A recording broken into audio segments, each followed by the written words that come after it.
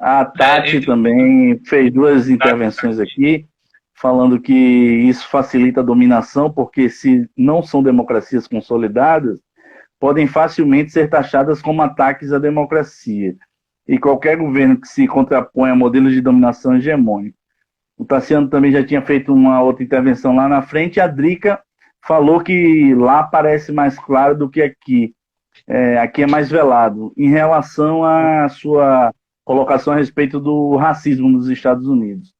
Agradecer isso. a participação de todos e aproveitar para você tomar uma água aí, respirar e a gente continuar. A gente está com 35 minutos de live e queria te perguntar uma coisa que tem me chamado a atenção. A gente até conversou rapidamente sobre isso, é um tema ainda muito pouco discutido no Brasil. Pelo menos eu não vejo, de maneira geral, esse debate muito intenso. E a gente tem um fenômeno, né? A América Latina, no década de 60, passou por situações parecidas, né?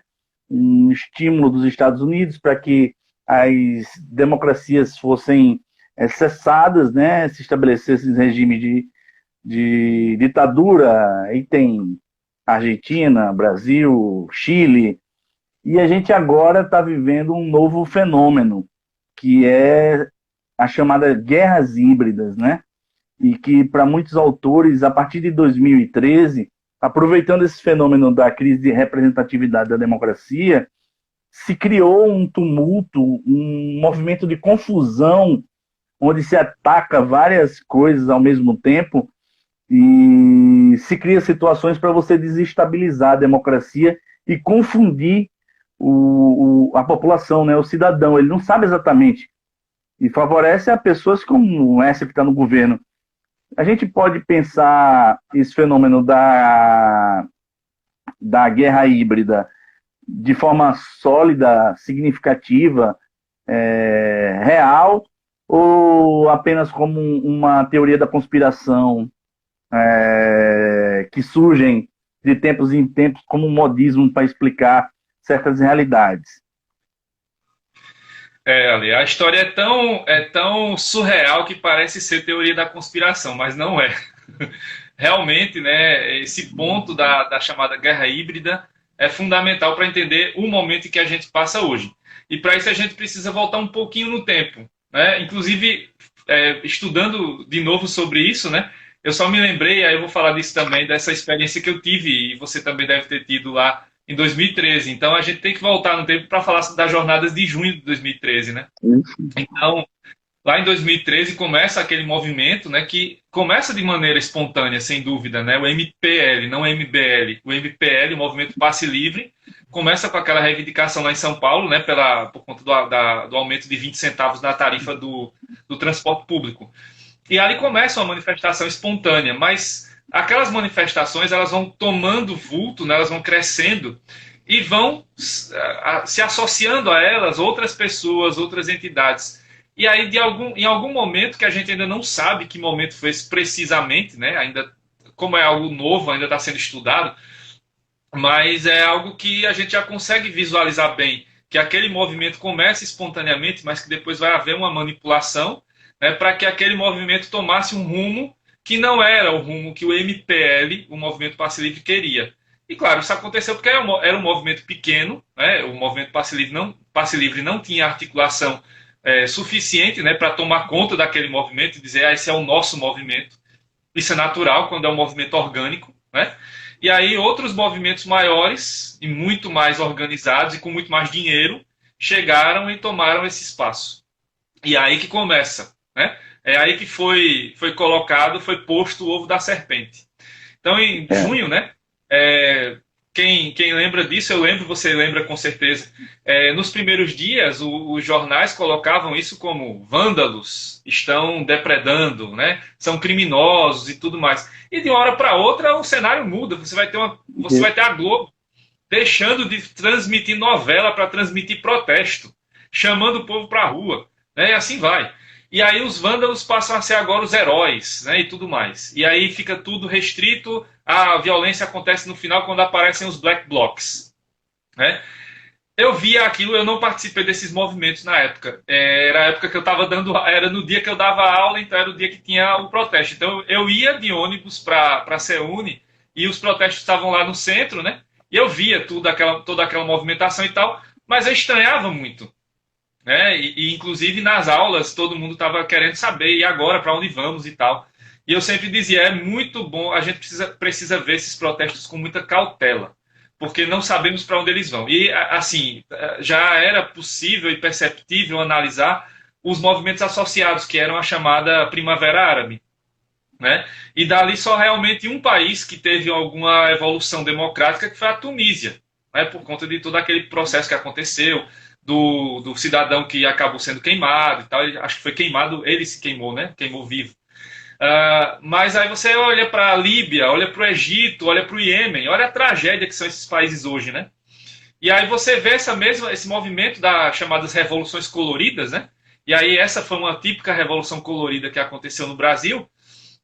E aí o que acontece? Nessa manipulação entram ali essas forças que vão ser as forças do atraso, as forças que vão realmente levar o Brasil para o caminho, né, do autoritarismo e do ódio, do ressentimento e agora dessa ascensão da extrema-direita. Então é muito importante para entender isso a questão da guerra híbrida, né, porque é aí que começa.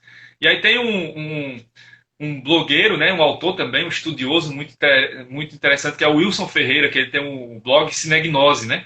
E ele desde o começo vai analisando, né? Desde lá 2013 ele vai analisando essas manifestações e ele vai falando de alguns temas. E aí esse das guerras híbridas sempre aparece, e a bomba semiótica, né? Que é outro tema também que é muito caro ali que ele traz. Né? Outros autores agora já em 2020, o Gessé Souza nesse A Guerra contra o Brasil, esse aqui, ele vai tratar desse tema, da guerra híbrida, e aí ele vai mostrar nesse livro aqui como os Estados Unidos têm aumentado significativamente as verbas, né, para a parte de inteligência. Né? E aí começa essa questão dessa guerra, e aí muita gente, eu vejo muita gente da esquerda postando isso no Twitter, aqui no Instagram. Ah, mas nos outros países houve resistência, houve guerra, como o Iraque e tal. E o Brasil aqui, os Estados Unidos entraram sem dar um tiro. E aí eles acham que isso foi... Não foi pacífico, isso foi uma guerra também. Só que é outro tipo de guerra. Os americanos viram que é muito mais lucrativo entrar numa guerra dessa, que ninguém morra, né? Ou pouca gente vai morrer, há poucos danos, e não vai haver bombardeios e tudo mais. Essa guerra é travada nas sombras, e não, né, na luz do dia.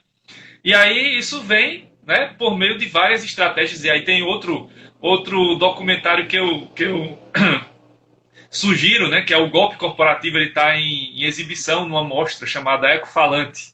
Eu assisti ele agora segunda-feira. E ele vai detalhando porque esse movimento começa nos Estados Unidos. Lá vai ser o laboratório, né, desse golpe, né, desse golpe suave, né, vamos dizer.